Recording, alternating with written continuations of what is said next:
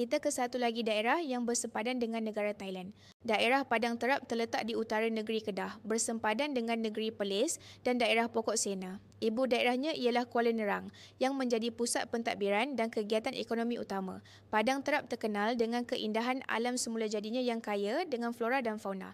Ekonomi daerah ini banyak bergantung kepada pertanian, perikanan dan pelancongan eko. Gunung Kerengga,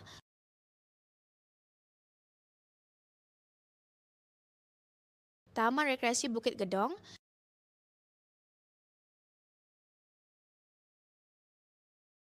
Kampung Bukit Tembaga.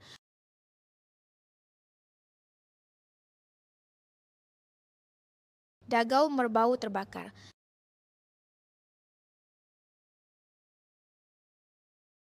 Port Healing tepi sungai.